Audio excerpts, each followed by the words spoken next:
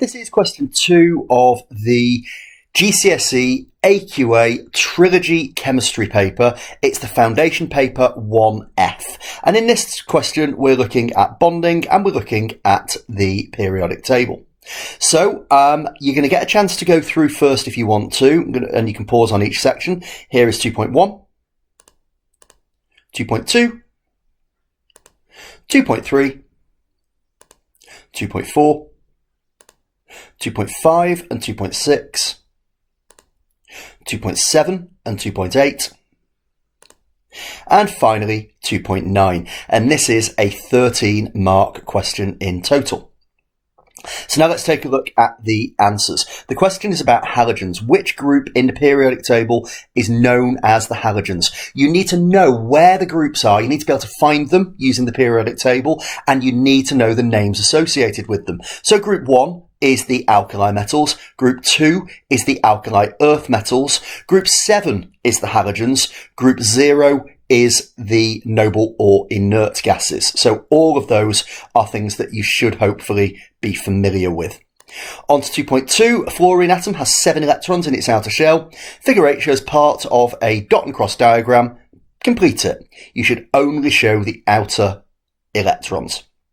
So I'm going to go through the whole process. Fluorine is in group 7. You can find that from the periodic table.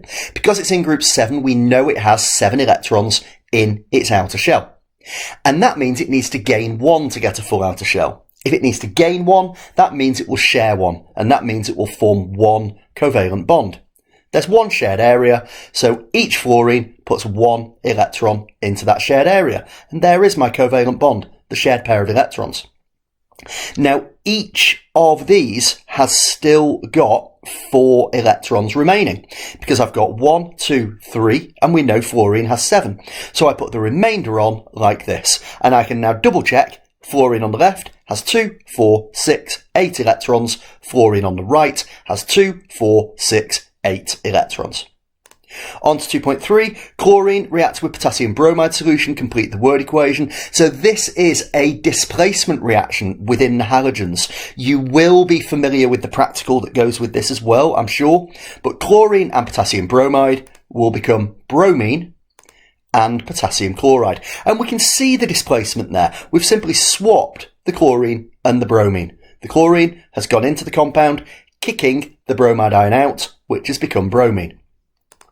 2.4, what type of reaction happens when chlorine reacts with potassium bromide solution? Just talked about that. It is a displacement reaction.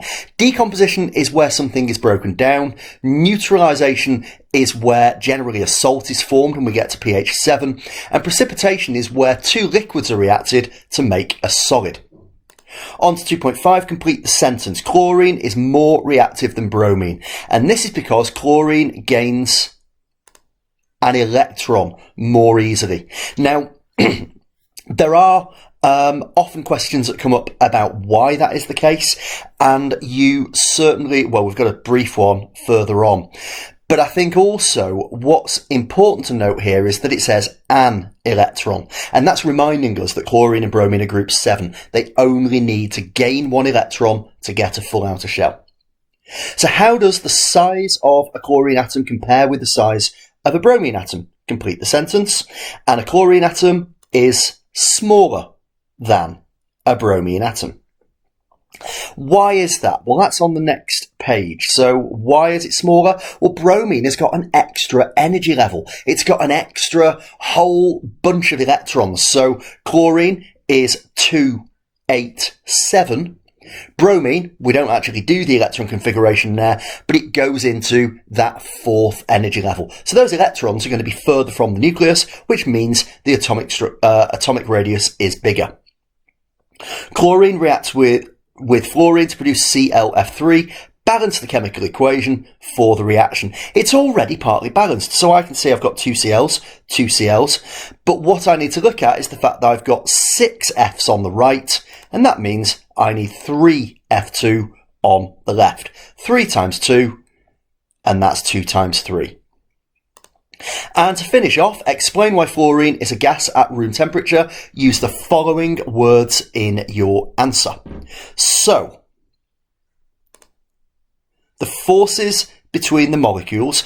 And alternatively, if you didn't have to use these specific words, you probably talk about those in terms of intermolecular forces. So they are what we overcome when we melt a molecular covalent, or boil indeed, because we're doing a gas here, melt or boil a molecular covalent substance. Now, intermolecular forces are weak. And if they're weak, not much energy is needed to overcome them. And that takes us to the end of this question.